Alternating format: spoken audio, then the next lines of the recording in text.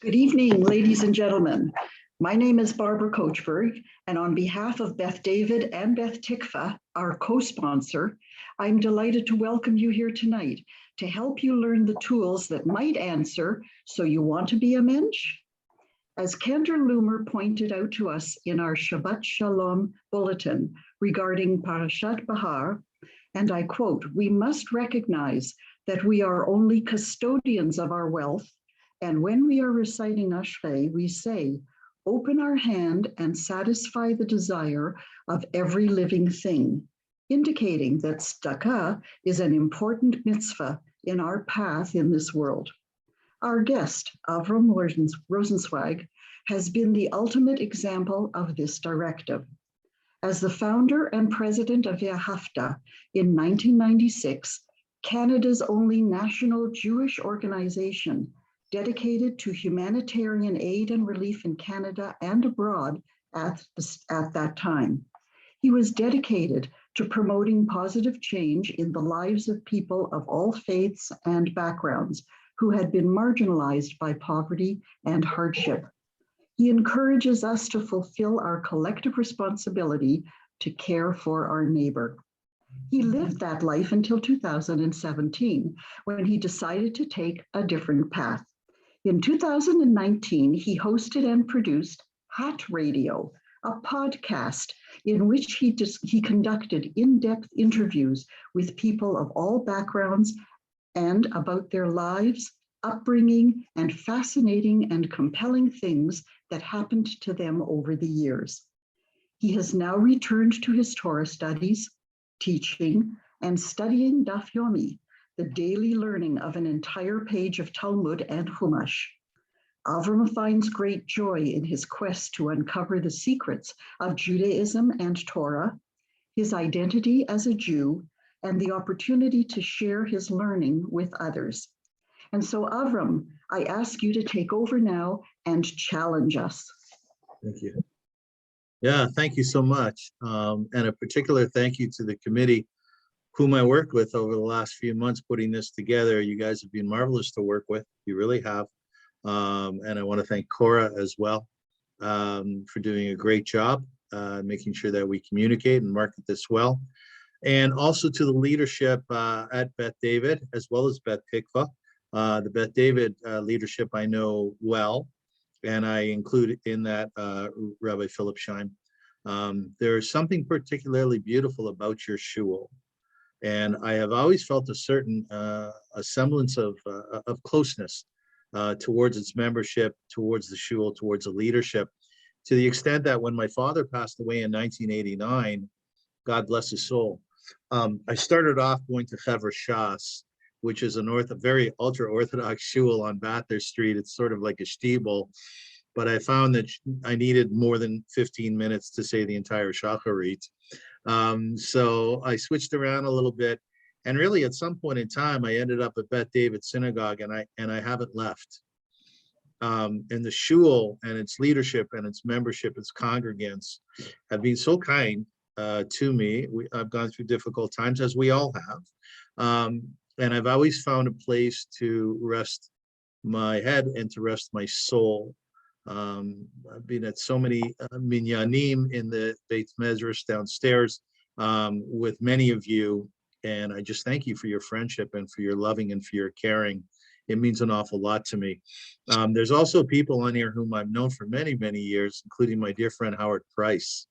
Howard Price was he was really part of the genesis of Ve'ahavta, and he's always added greatly to what I have done in my life, my organization, my work. I'm muted. Yeah, if you could mute yourself, there you go. And I want to say publicly what a wonderful human being he is, how gracious and giving and loving he is. And to everybody else here who's decided to come this evening, it's so great to see you and to have you be part of this. I'd like to dedicate my shiur, my class tonight, to each and every one of you, and to the goodness that you express in your lives and to the kindness that you extend to others. So this is for you. I would also like to say, Oseh Shalom b'mramav hu yaseh shalom. Aleinu v'al kol Yisrael b'imru amen, b'imru amen. And that goes out to the people in the world who are suffering during war right now, in particular the Ukraine. It's a fascinating thing about war, if that's the proper wording, is that anyone who's been in war or near war, or even perhaps studied war, is in the Holocaust, you know that it's hell. It's total chaos. But what's phenomenal about war is that the level of goodness and the level of kindness that one finds within the war zone and thereabouts is not only equal to the level of evil, but it's greater. In fact, if you take a look at our own personal tragedy, the Holocaust, we all know, we've done our reading, we've attended our lectures, we've heard our speakers who have talked about the kindness that one could find in places like Auschwitz, right? We all know the story of the man or the woman who found a morsel of bread, and they found someone who was starving more than them, whatever that means. And they decided to give them that bread, or to give them some of it, or who've risked their lives for others. Why? Because they were being kind, because they were being good. And we have to ask ourselves, when we look at those situations, what does that mean? What does it mean to be good? And what does it mean to be kind? And in particular, for this shiur, for this class, how do we define chesed?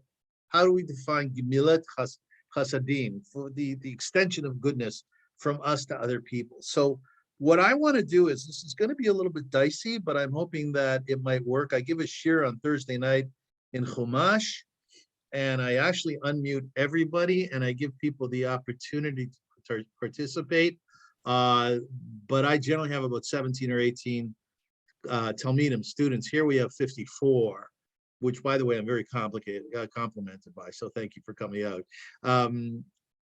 Maybe what we could do instead is, if you can unmute yourself, perhaps if I call on you, if you have something to say, because I love more than anything to hear people's ideas and thoughts on these issues, on these ideas. And I think it's important to do so, because we all have different experiences in life. So I'm going to start with a basic question. It's a question most of us have not thought about, but it truly is important. And of course, it's important for this shiur. What is kindness? How do you define kindness in general? You can refer to the Torah, you can refer to your Judaism if you like, or you can go at it in a general sort of way. Does someone have a thought on that? What is kindness? Brenda. It's being unselfish. Brenda, and take it a little bit further. Take it a little bit further. Putting the person that you want to express your kindness to before yourself. Thinking about others. Put yourself as the second person. Think about others. Think of how the kindness that you will be is going to impact them and their lives. Okay, can you give me a scenario, perhaps in your own life, where you've put someone else before yourself?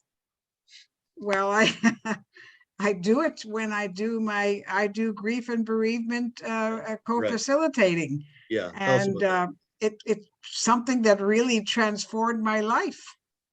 How so? I think about that, and I don't think about it that deeply. Yeah. But when somebody comes back to me, and in the support group that I co-facilitate for, and they come back to me, and all they say to me is "thank you." Yes. That does it for me for the rest of the day. Yeah. Yeah. Now, so you're in a grief environment, grief counseling. There's someone in front of you who, let's say, unfortunately, who just lost a spouse, right? Right. So you are there to alleviate, I'm assuming, to take away some of their pain. Would that be right? Well, no.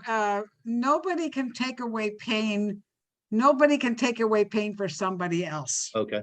This is something that I learned. You can't take somebody's pain away, and you can't change how they feel. They have to reach that step, but like you can show them the path, but you can't take them down the path. Okay. They have Okay. to do it. They have to learn by themselves. And once they learn that by themselves, and they can get there by themselves, I'm not a counselor. That means I would need a certificate, or I would need a license, and I'm not a professional. I'm a volunteer. My job really is to listen, and listen very, very intently. And then I don't offer advice, because giving advice to someone who is grieving does not solve the problem. It only makes the problem worse. But listening is, you can listen and not say a word. Okay, so let me just expound upon what Brenda has told us. What is kindness? Kindness is sometimes listening closely to what people have to say, right? Somebody also wrote in the chat that kindness can be friendly. You want to tell me what that means? Who wrote that? Kindness can be friendly. What does that mean? Well, you can be kind. You can be friendly to people and be kind. People like a friendly smile. It shows kindness. It's being open and accepting of others. So and it doesn't have to be in monetary value, kindness. I think also kindness is being empathetic, being able to take someone else's point of view. Okay, thank you, Heather.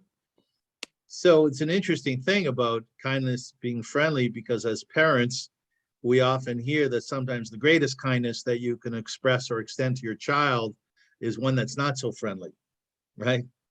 And certainly in my own life as a parent, I've seen that. Sometimes it's important not to be the friend, but to be the strict one, and that in itself is an expression of kindness. Now, I want to segue this a little bit. Thank you for your thoughts, and we appreciate very much you letting us into your lives like that. So thank you. It's an interesting thing in Judaism that kindness is called chesed, okay? And chesed is huge. It's really, really big in Judaism, to the extent that it is said that our world between us and a sharing with God, or vice versa, God with us, is basically what makes the world go around. It is kindness. Here's a couple of thoughts on it. Question is, what is gemilut chesed? What is kindness? Bestowing kindness. In Judaism, it's an attribute of God said to be imitated by those who, in any of countless ways, show personal kindness towards others. Now that's fascinating, because we all have this sense of what God is. Some of us don't believe in God, but we still have a sense of what kindness is in another way. But when we speak about God within Judaism, and I think God is central to Judaism. I've been teaching Chumash for a number of months now, and Ani Hashem, I am God, continually comes up over and over and over and over again. If you need to be holy like I am, like God is, right? And that'll make you a better Jew, and again, will make you more godly. So God comes up over and over. Now, if you think, well, what is God? If we're able to define God, what Judaism is basically saying is that the greatest attribute that God has is the attribute of kindness. It's the attribute of kindness. So that if one wants to imitate God, if one wants to be more godly, then kindness, giving, is what we need to pursue. Okay? Now listen to this. Chesed, or the concept of chesed, appears in the Torah about somewhere around 190 different times. That's phenomenal, because really nothing else appears in the Torah that often. 190 different times. That you should be good to the stranger appears 36 times. Now that's an interesting piece, by the way, because the Torah only says once you should be, or twice, you should be good to your neighbor. But to the stranger, it says it over and over and over again, about 36 times. Chesed appears in the Torah to communicate God's kindness and love towards humanity, as well as human kindness and love toward each other. Chesed emerges as one of the essential ways humans engage with God to sustain creation.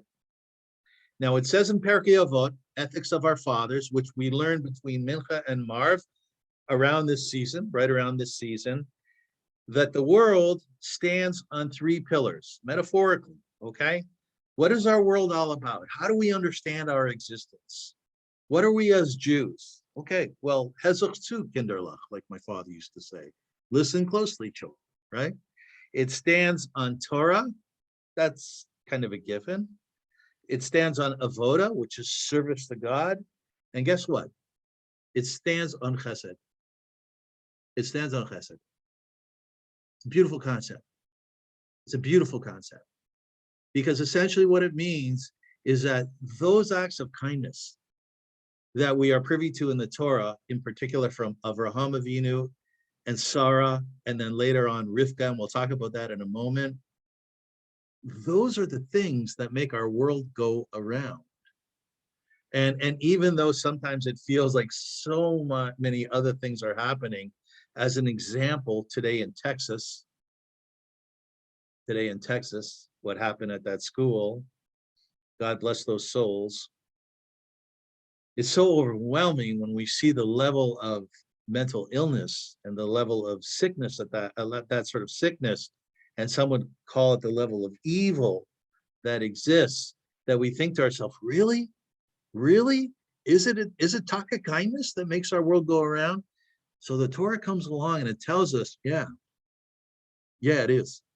It's those 3 things. It's the Torah, it's avodah, it's the working of the mitzvot, and the third thing is it's kindness, okay? So I just want to open this up for a second.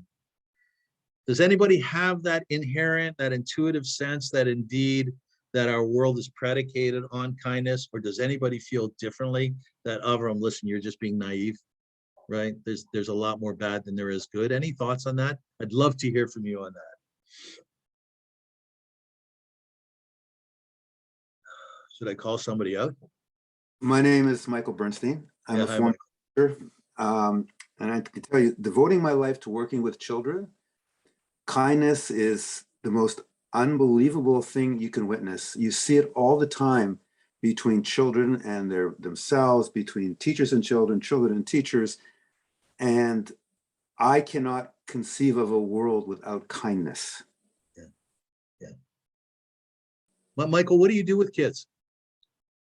What do I do with them? Yeah, well, like you said, you devoted your life to working with kids. What do you do? I was a teacher. I taught them everything from geography, mathematics, Jewish studies, and martial arts. Are kids inherently kind, Michael? Inherently kind, I believe as a Jew that we're born neutral. Yeah. And how we're taught and the various things that we come across shape us. But I can tell you, you can put 2 kids in exactly the same situation, and one will be sweet and kind and wonderful, and the other one will be very different. So yeah. I don't believe in inherent kindness. I just believe that every child is capable of kindness. Yes. I mean, you can take kids that have had a very, very tough, difficult life, get them, treat them with love and kindness, and in a matter of 10 months, you can change them. I've seen that myself. That's beautiful. Well, firstly, Michael, you should call up to you on your work. There's nothing more lofty than teaching. So well done to you, my friend. I want to just sort of to pick up on what you're saying. There's a phenomenal human being in our city by the name of Erwin Ellman. Now, you probably know Erwin now because he's running for provincial politics for the NDP. Irwin used to be the ombudsman in Ontario. Essentially, he was legally responsible for all of the foster children in Ontario. Okay, he was the voice of the foster children, both in care and homes as well as on reserves. And I had the honor and the pleasure of spending some time with him through Via Hafta and personally. And he's one of those people who's soft-spoken, and when he speaks, you really listen, because he's a sweet, sweet man at his essence. And we know those people. When you meet them, you go, ah, what a fine soul that person is, right? So I asked Irwin once, he came to speak to my staff at Via Hafta. And I said to him, I said, Irwin, you know, there are people who are on the street, who were on the street, and their lives growing up were a mess. I've heard from people that, as an example, a young woman, she said, when I was a little girl, she said, I used to get up in the morning and my mother was inebriated. She was drunk and she was sleeping off her alcohol on the floor in the living room. Like, this was like every morning. And she said, as a little girl, she said, I had to step over that woman, my mother. I had to dress myself and I had to make my lunch, you know, and I go off to school. And then she grew up, and she grew up to be something successful. So I said to Irwin, I said, how does that work, you know? And here's what he told me. He grew up on the poor side of town as well. His family went through their tourists. They had a lot of love, though, in the family. And he said one day he was in school, and the teacher said aloud, they said, children, Irwin is a fine writer. She could see on Irwin that he was going through some suffering in life. And she said, Irwin is a fine writer. And here's what I want to do. I want us to write a newsletter on the Toronto Maple Leafs, right? I know you're disappointed too, right? I want I want us to write a newsletter on the Toronto Maple Leafs, and Irwin's going to do the front page. Oh, Irwin's like 8 or 9 years old. He's like, you know, nervous and scared. Anyways, he goes away, he writes the article, gives it to the teacher, and the teacher says aloud, she said, children, I just read Irwin's article, and he is an outstanding writer, just like I thought. And this is going to show up on the front page of our newsletter. And Irwin told me that in many ways, that carried him through much of his life. And he told me that when you take a look at people who went through such difficulties on or near the street or in other environments, and somewhere along the road, a teacher or an adult of sorts, hopefully a parent, says a kind word having to do with that person's real self, their real soul, their essence, not just hyperbole, but something real. It's like if I come up to you, if I come up to Howard, I go, Howard, you're an extraordinary doctor. I've seen you, you know, you're unbelievable at what you do and how you dealt with those people, like really speaks to the soul, that can carry a child through life. So I share this because Michael is a teacher and he was teaching children, and I'm sure that that he had many opportunities like that. I would say that as a parent or a grandparent or a teacher or a mentor, if you have a chance to point out someone to somebody, something about someone to them, then do so. There's not enough of that in our society. This is a type of kindness that goes so far. So this is sort of your machberet. There are things along our discussions that I would really, really appreciate if you thought about, if you wrote it down, and actually if you implement it.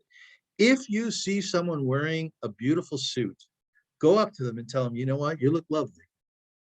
You really know how to dress. Way to go. Well done. If you see someone articulating a point and they articulate it in such a professional manner, oh my gosh, you speak so well. Well done. Well done. I am blessed that my parents taught us that, taught my siblings that. And that's one of the kindness that I was able to harbor and to carry forward with me. And I have found, thank God, that over time, this has really helped a lot in terms of my communication, my relationship with others, and I'm really hoping in the development of others. Now, I want to tell you a little bit more about Judaism and kindness. This is a wonderful article, Acts of Loving Kindness by Rabbi Sarah Pash Orlo. If you want any of this stuff, please email me and I will send you the articles. Chesed appears in the Torah to communicate God's kindness and love towards humanity, as well as human kindness and love toward each other. Chesed emerges as one of the essential ways humans engage with God to sustain creation. Like we said in Perkei Avot, to sustain creation. So our world continues to exist. God willing, it should exist for many, many more years. You ask yourself, how is it possible that such a crazy world, so tumultuous, so much war going on, exists? You know why? Because of kindness, because of goodness. And finally, a good example of this kindness that we speak of is Avram Avinu and his wife, Sarah. When you study the Torah and you study the biblical characters, everyone stands, every one of them represents something.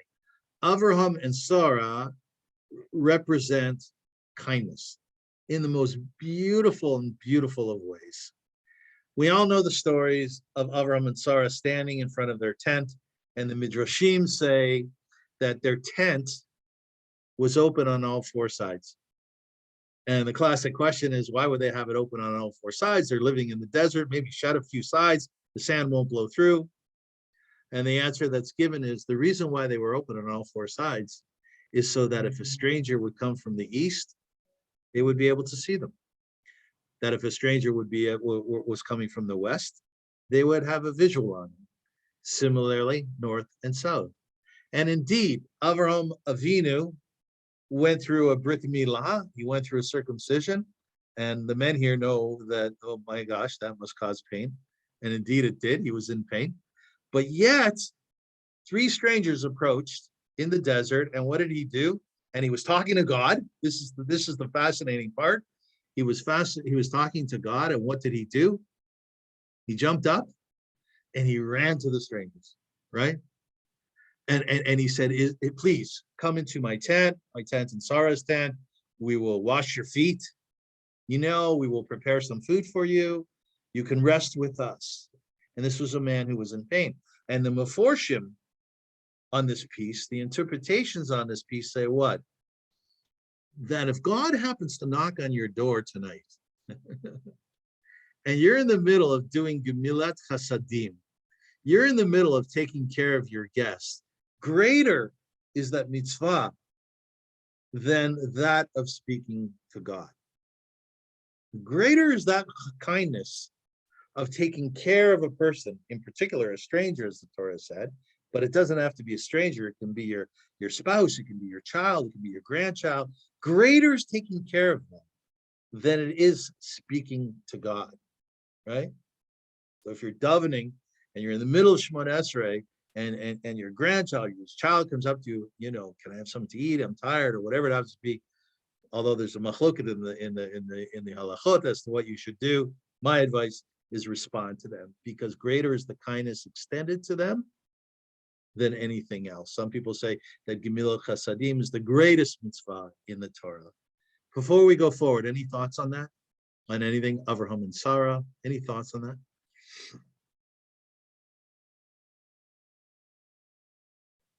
Okay. Now here's a beautiful, beautiful vortex as well, which I want to share with you.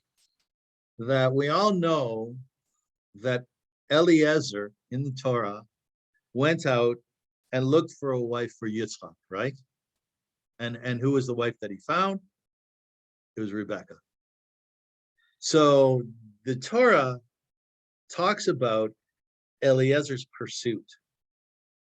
And of course, Eliezer approaches a well, and he sees this young woman there, and she's working arduously to make sure that that her animals are fed. And the Torah says something along these lines. I'll paraphrase as it's written down here. And so Eliezer determined not to choose just any woman to be the wife of Isaac, asked God for a sign that would indicate when the right woman had appeared. Well, Eliezer took 10 of Abraham's camels and went to the town of Haran. He planned to wait by a well where the women of the town would come to draw water. Eliezer would ask for water for only himself and not the camels. But the women worthy of becoming Isaac's wife would of her own accord also ask about giving water to the camels. This is so interesting. And these are the interesting nuances of the Torah, fascinating nuances of the Torah. Why? Because it speaks to human behavior, right? It speaks to human behavior. If you're ever walking your dog and it's a hot day out and someone out of the kindness of their heart offers you some water, but then they go the next step and they say, oh my gosh, your dog must be so thirsty. And they give your dog something to drink as well. You go, ah, there's a good person, right? You go, there's a good person. Let's continue. Thus, we see that Eliezer was first and foremost looking for a woman of outstanding character, a woman of great kindness and sensitivity. Kindness and sensitivity. Eliezer was not interested in finding a wealthy girl for Isaac, nor did he make great beauty one of the criteria. He was determined to find a woman with a big heart fitting to the matriarch of Israel. So what happens? So Rebecca, she comes to the well, and Eliezer asked her for some water for himself. Well, Rebecca was pleased to help, and various commentators emphasized her expressions of ultimate kindness. According to Midrash, Rebecca was even kind enough to lower the jug to Eliezer's mouth so that he would not need to expend any effort to drink. Now, that's also a very interesting nuance that the Midrashim points out. Sometimes kindness, sometimes chesed, is not only doing the act, but it's taking it a little bit further. This says, grandchildren are on my mind today because I have two families in my life, thank God. We just had grandchildren. My sister had one, thank God. And my dear friend Bert had a grandson today or yesterday. So they're on my mind. So I'm thinking, it's like when your grandchild comes to you and they ask you for something to drink, and you go, Kinder, let me help you here. They're little, they can't really hold the cup, and you help them drink it. That's going a little bit further with your chesed. Okay, that's what Eliezer was looking for. He was looking for someone not only that would give him water, but would go even further with it, right? Create those nuances. Furthermore, after giving Eliezer water, Rebecca, without being asked and without asking, went to draw water for camels. Rabbi Moshe Feinstein, a renowned halachic scholar, explained that Rebecca was so kind that it was second nature for her to take care of others' needs. It was obvious to her that the camels needed water, and she saw no need to discuss it. Now, here's a very interesting piece the Midrashim say. The commentary states that 10 camels would consume at least 140 gallons of water, okay? That's a lot of water, 140 gallons of water. It's like if you went to the store, you got one of those gallon water things, you put 140 of them in your fridge. This would be a very strenuous undertaking for Rebecca, made more remarkable by the way she chose to do this task. Now, we know at the end of this, Eliezer said, yeah, this is the right person for Yitzchak. And he went out of his way to make sure that her father bought into this and that she was able to climb up on a camel, again, the Meforshim say at 3 years old, kind of bizarre, and come back and marry Yitzchak. So what comes to my mind when we talk about that type of chesed, it's going the extra step. It's Brenda mentioned before, it's giving of yourself in an empathetic way, right? So that not only are you doing something which is nice, which is good, which is helpful, but you're actually creating an environment we're creating an environment for that person where they feel loved and where they feel embraced. You know, the Torah says an interesting thing. There's chesed and there's tzedakah. Which mitzvah do you think is greater, chesed or tzedakah? Well, we'll hear from someone else, Brenda. We know how smart you are already. Which mitzvah do you think is greater, chesed or tzedakah? Somebody who hasn't answered yet. Rodala. My dear Rodala, you got to unmute yourself.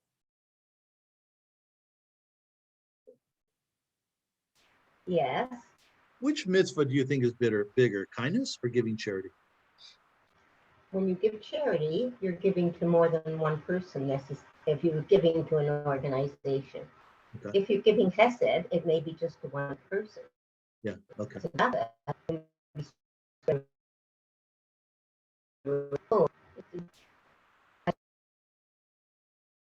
Okay, we lost Rhoda there. I want to tell everybody, Rhoda, a few days ago, turned 91 years old. She's in my share on Sunday night here in my building. So she's a beautiful, beautiful woman. Well, which mitzvah do we think is bigger? Do we think it's the mitzvah of kindness, doing something kind for people? Or is it tzedakah, or giving money? Any thoughts on that? Do we have someone here? Don't be nervous. Marion, can we call on you? Tzedakah. Why tzedakah? Well, it fulfills your kindness through tzedakah. Yeah. Because if you didn't have any kindness, you wouldn't be thinking about tzedakah. Oh, If that's you didn't have very any nice. tzedakah, you're not going to be thinking of kindness. Yeah, Comes hand in hand. that's lovely what you're saying, because there are maforshim that say that tzedakah is giving the money to the person, and the chesed part of it is how you do it. So we all know the 8 levels of giving through Maimonides, right? If someone comes up to you and they say, please, I need something to eat, and it happens to us all the time, and you give, fine, here's $5, just go away. You know something, that might be tzedakah, but it's certainly not the highest level of giving. Tzedakah is greatest. I mean, we all know the greatest level of giving is when you give someone a job, rather than a fishing rod.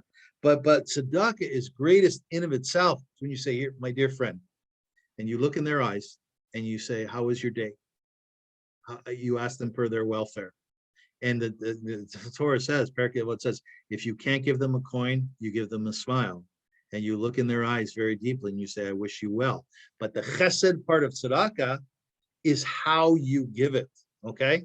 Anybody have any further thoughts on that? What is bigger, chesed or tzedakah? An act of kindness or giving charity? Yeah, Shirley. So when you do chesed, I believe you are personally involved. You're working one-on-one with someone. You're giving of yourself. It's easy to, especially now with the internet, to give tzedakah, I'll give here and I'll give there, but you're not personally involved. You're approving of the donation, of the charity, but you yourself are not personally involved. I mean, sometimes you are involved in tzedakah, right? Sometimes you are, but I hear what you're saying. Okay. Anybody else? Thank you. Thank you, Shirley. Anybody else? Marvin? No? Okay. So here's a really, really fascinating piece again. The Torah says chesed is greater than tzedakah. You know why? Because chesed you can do for a poor man or a rich woman. Because chesed you can do for someone who's living or someone who died. So it's all pervasive. You have many more opportunities with chesed. Tzedakah is huge. Tzedakah is huge. The Rambam said, Maimonides said, he has never ever seen a Jewish town that doesn't have a kuppah, that doesn't have a central charitable organization like the United Jewish Appeal or whomever. He's never seen it. In fact, a Jewish town cannot exist without a central body of tzedakah. But chesed can be done with everybody and anybody. I know people who are on a Chaver Kadisha, and I've asked them about the chesed shel emet. Does anyone know what that is, the chesed shel emet? Or a met mitzvah? Does anyone know those phrases? Ruth, you know that? Unmute, Ruth. It's what you do to a dead body and to get it ready for burial. And it's the biggest chesed because they can't say thank you. Yeah, that's exactly right. Nicely said, Ruth. Thank you. It's exactly right. So that if anyone here has ever worked on a Chevra Kadisha or ever helped somebody else in some ways whatsoever, a pallbearer or what have you, or putting earth into the ground, which is a really such a momentous moment when you go through that. There's a sense that you have that I'm not going to get a thank you for. You might get it from the family, but from the person itself, their life is over. Their neshama has gone out of them. So the chesed, the kindness, that extension of goodness that you give from yourself, that godliness that you create at that moment is a chesed shel emet. It's a true moment of chesed. Now, I want you to know something. It's interesting to throw in different meforshim shatim at different times. There is a strong school of thought within Judaism that the chesed that we do, the kindness that we do, where would you say the Torah says we're repaid for our kindness? Here on earth or in the world to come? Here on earth or in the world to come? Where would you think we would get repaid for our kindness? Just throw out an idea. In the world to come. Who said that? Who said that? Sorry. Marion. Oh, Marion, thank you. I love your name, Marion Tully. A great name. I'm a relative of yours. Well, why would you say the world to come, Marion? Why would you say that? No, you're muted now. You're muted. I want to hear what you have to say. You're muted again. Say it again. Anyone read lips? Isn't that what we say? That you'll be rewarded in the world to come. We say it over and over in the Torah many times. Yeah, we do. But not for everything. So intuitively, would you still say in the world to come?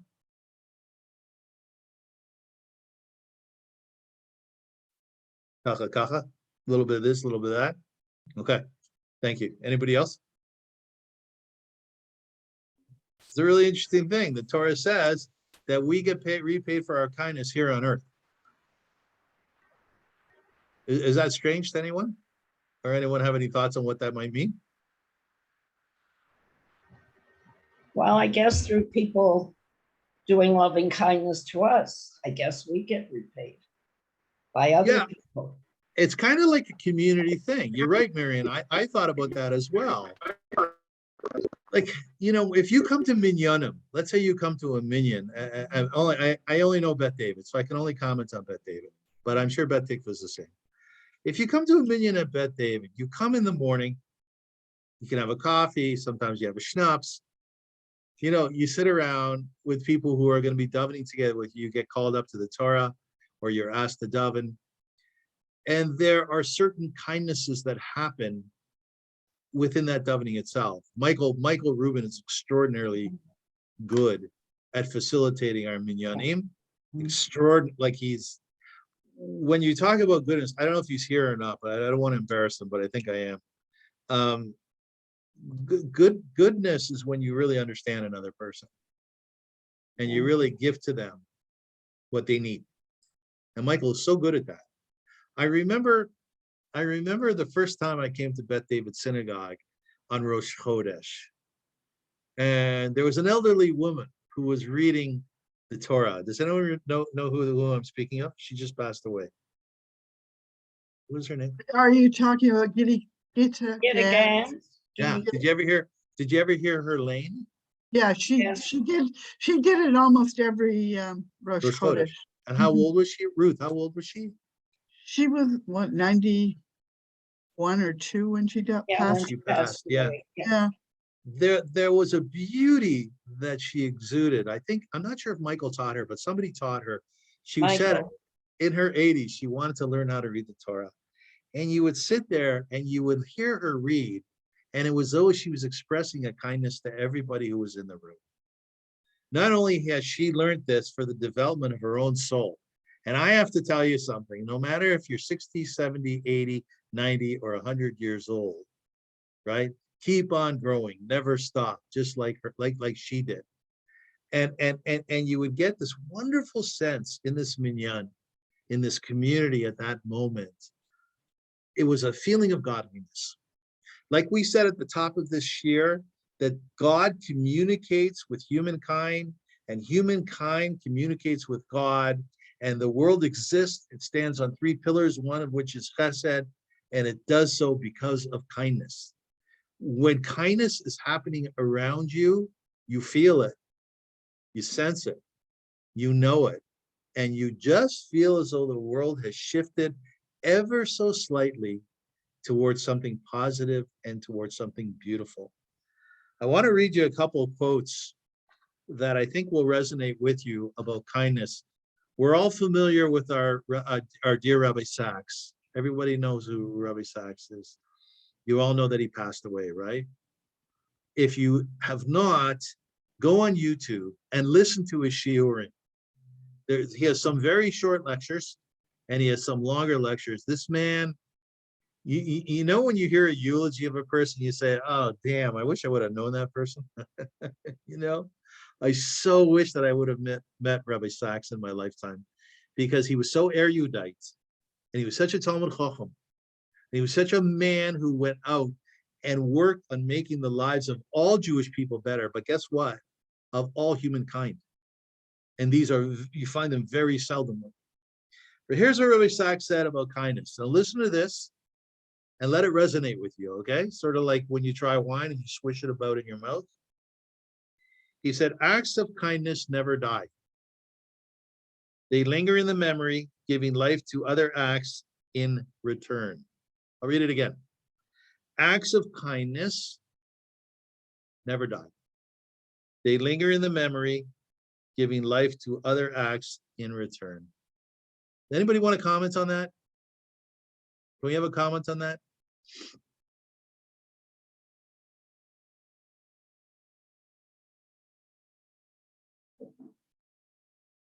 Sharon, it looks like you want to say something. Yeah. I was just thinking about it. Okay.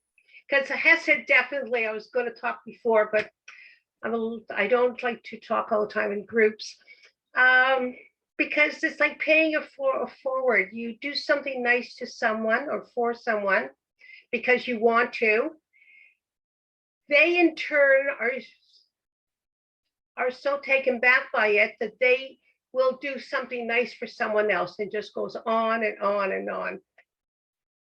Yeah, I believe that too. Yeah, yeah, it's true, eh? And when you listen to a hesped or you listen to a eulogy of somebody who was a good human being, it's all about their acts of kindness. Nobody says, oh, by the way, this man was worth $3.4 million. Nobody cares. Do you know what I find amazing is that we all have the same day. We all have a 24-hour day. Yeah. Some of us may have more packed in, but basically we all have time. Yes. And there's some people out there, you just say, wow, look what they've done. Like how much as I may feel like I do in a day, or I've given to my children or whatever, or to organizations. You listen to some people, you think, where have they? And it's just their heart. You know, Sharon, I'll tell you something. When my father passed away, God bless his soul, in 1989, he was 61 years old. And he was a rabbi in Kitchener, you know, and I was always hoping that one day he would leave there and go to like a bigger city and have a greater mark. And then when he died, I realized to myself, no, life doesn't work that way. The mark that my father created, he should rest in peace. That is between him and God. And then after he died, and again, we all have had this experience, the stories that came out about the effect that he's had on people were so great. So if you compare my father, who was a rabbi in Kitchener for 250 families, to a rabbi in New York City at the Fifth Avenue Shul, you say at first blush, oh, there's no comparison. It's true. There's no comparison, right? Because you don't know.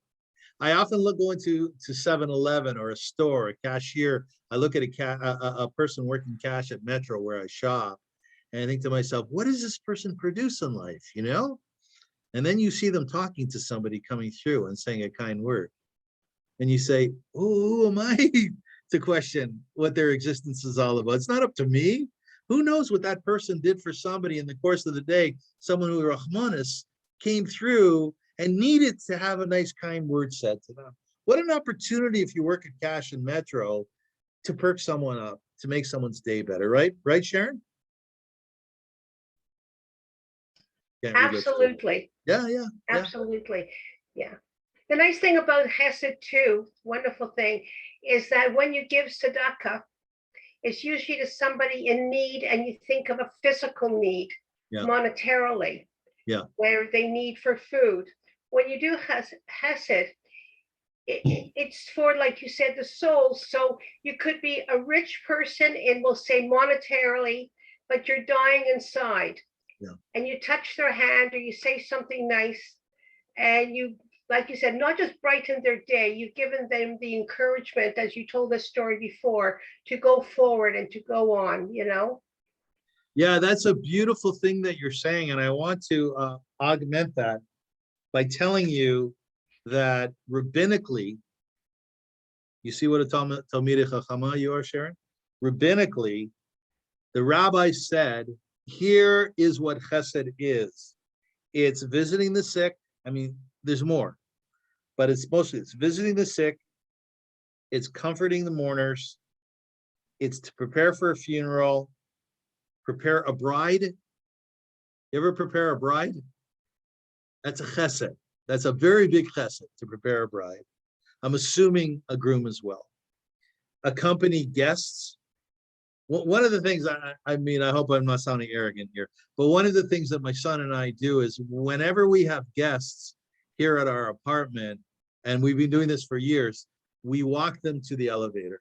I always walk them to the elevator. And apparently, I just learned this tonight, apparently, according to Judaism, that's what Avraham and Sarah did, and that's what you're supposed to do. So you can walk if you live in a house, walk your guests out to the car. You live in an apartment, walk them to the elevator. Attend to all the needs of a burial, carry a corpse on one's shoulders, walk, mourn, dig a grave, bury the dead, and also bring joy to a bride and groom and help them in all of their needs. So the rabbis actually went out of their way in their writings to tell us how to do chesed. And these are a few ways of them, but of course there are many others. I want to read you another quote. I think, are we done at 9 o'clock? Is that correct? We done at 9? Yeah, okay. The sages taught one who judges another favorably is himself or herself judged favorably. You judge somebody else favorably, that's a chesed, that's a kindness. You give someone, you ever heard the saying in Hebrew, dan l'kav zchut, that you give someone the benefit of the doubt, okay? So here's the explanation for that. Judaism demands that we give other people the benefit of the doubt. In our internet fuel age of instant likes and dislikes, it's important to keep an open mind and remind ourselves that we don't know the whole story. That's a really big piece here. We don't know this whole story. And that other people are grappling with circumstances and challenges we know nothing at all about. So the Torah comes along, Pirkei Avot, it says it a number of times in different writings. It's the classic thing of, you know, until you stand in a person's shoes, you don't know where somebody was 15 minutes ago. We all judge. That's part of the human condition. But do your very best to judge favorably, because again, you don't know what that person is going through.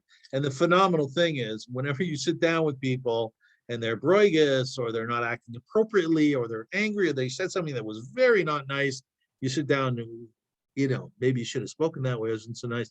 And they break down and they tell you their life has been so difficult. They're just feeling so put upon. You say, yeah, I get that. I understand that. So the question that we came into the share with was, if you're not kind, are you Jewish? It was so funny because I explained this to a few friends. And they said, no, I don't like that. What do you mean? You're born to a Jewish mother, you're a convert, whatever. No, I said, it's a metaphor. The question really is how central is chesed, is kindness, to our Jewishness, to being a Jew? So I would say as a synopsis, and I would love to hear from somebody else, that of course, you know, you meet people who are curmudgeons, you know, people who don't want to sit at the Pesach Seder, they're angry, right? We all have people like that in our lives. You know, someone who comes to shul complaining about the gabbai. You know? It's a fact of life. It's the way it works. But they're Jewish. They're Jewish. And Hasidism says that within everybody's soul, there's a pintele yid, they call it. There's a spark, right? And so often, and we've all had this experience. We've all had this experience where you get to know somebody. Somebody just mentioned something like this. You get to know somebody and you help them develop. You show them your kindness. You show them your goodness. You show them your patience. You show them your chesed. And eventually what happens is they themselves start to show chesed, kindness. And it's a beautiful thing about chesed and kindness. It's like a candle. It's like a candle. You know, the classic thing we say in Hanukkah, what's the beauty of a candle? The beauty of a candle is that you can light another candle off it, and then another one, and then another one, and another one. And you can do this forever. And that initial, the original candle, that flame never diminishes. Never diminishes. And that's what chesed is. That's what kindness is. That's what Rabbi Sachs was saying. That hangs in there, like Sharon added to. That chesed hangs in there.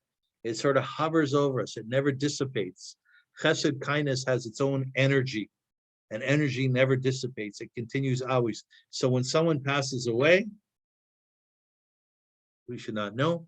When someone passes away, it's their good name that stays on.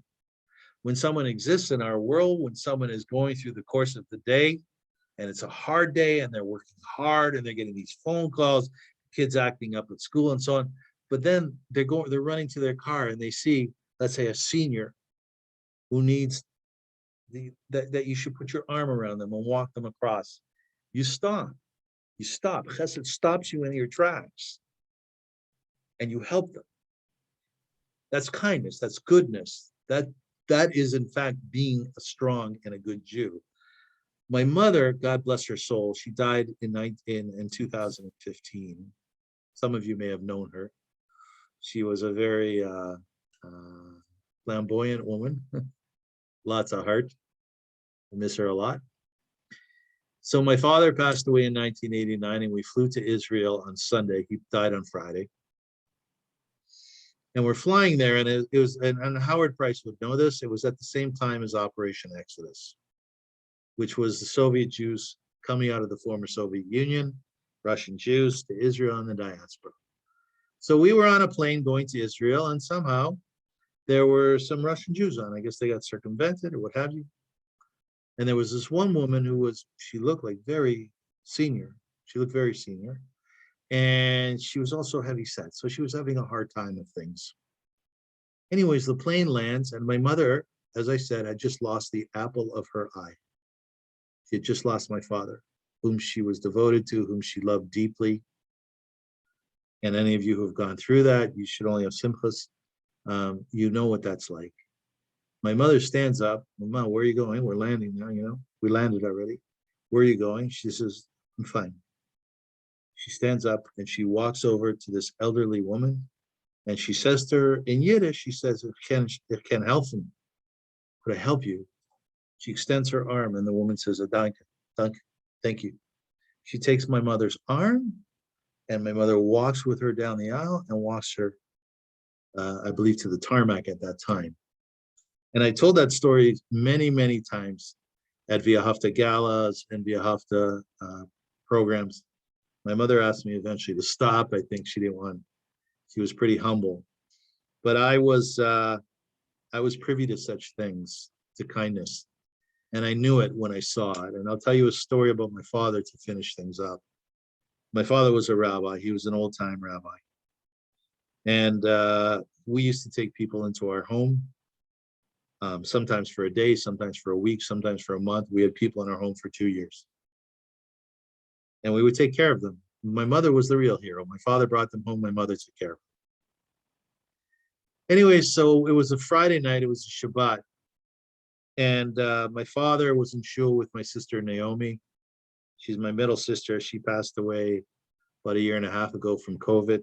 She rest in peace. And the shul was over. Davening was over. It's a cold winter in Kitchener, Ontario. If any of you have ever lived in the area, you know how bitterly cold it is.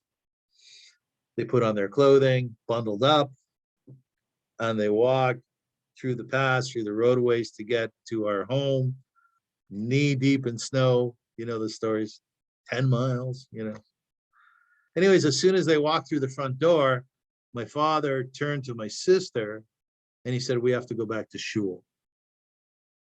So, "Dad, what do you mean we have to go back to shul?" "We have to go back to shul." Okay. They turn around, they trudge back in the freezing cold winter, Kitchener winter, through the same tracks that they made, you know, when they were coming home, knee deep in snow. This time it was 12 miles, you know, somehow it changed. And they go through the front door, and my father promptly walks over to the shamus, to the sexton of the shul. Wasn't Jewish. Walks over to the sexton of the shul, and he says, "My friend, I just wanted to wish you good night." And that was it. Turned around and went home. That's chesed. Yeah, that's kindness. It's giving of yourself. It's going out of your way. It's doing something, even here on planet Earth, that you really won't get repaid for, right? Not by this person.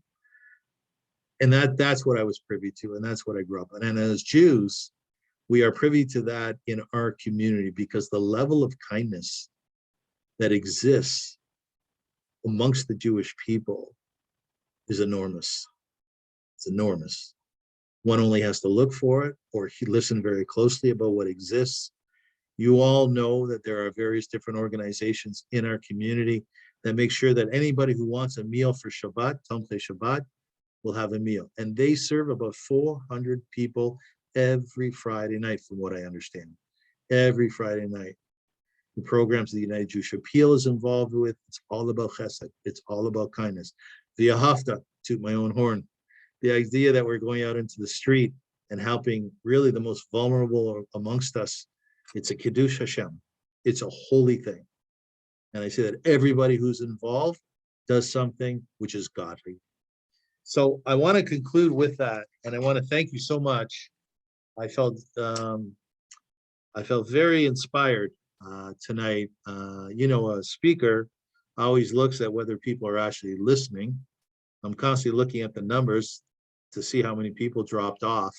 And we were okay. We did okay. So I want to thank you so much for inspiring me. And I also want to thank you for those who spoke and who contributed so beautifully. If you have any questions, I'd be more than happy to answer them. Any questions? I think Janet has a question. It's more of a comment. Thank you. Well, as a former Kitchenerite, Avrum, we were the last wedding that your father conducted in Kitchener. Well, in Toronto, but we were the last one before his sudden passing. And I remember in his sermons, he often, and in his teachings, he often said that our job is to climb the ladder. So in the answer to the question, are we Jewish if we are not necessarily doing acts of kindness? And I would argue that yes, we are, and that our job is to strive to do these things and to do better than where we are today. No matter what rung we're on, our goal is to climb the ladder. And I've never forgotten that, what your father taught us. And I think he lived by that spirit. And I often quote your dad and say he lived by the spirit of the law, not by the letter of the law. So I think that's a teaching that I took away, among many others, from my days growing up in Kitchener. And yes, I still think of him almost 33 years later, and I do hope he's resting in peace. Thank you, Jan. Thank you so much. Does anybody else want to add anything before we wrap up? Okay. Corey, do I turn it back over to you, or Barbara, how do we do this? Heather's going. Well, thank you. My name is Heather Goldberg, and on behalf of the Engaging in Education Committee at Beth David and our co-sponsor, Beth Tikva, I would like to thank you, Avrum, for this wonderful evening. Your examples, your open discussion, your thought-provoking questions, and your own personal stories allowed us to have an insight into how to be a mensch. Thank you again for helping us understand the concept of kindness and how it relates to Torah and Judaism. Your own kindness is much appreciated here tonight. Next week, we look forward to hearing you again about should you give a person on a street a coin. So again, we look forward to seeing everyone next week, same time, same bat station. Thanks, Heather. Okay, Lila Tov.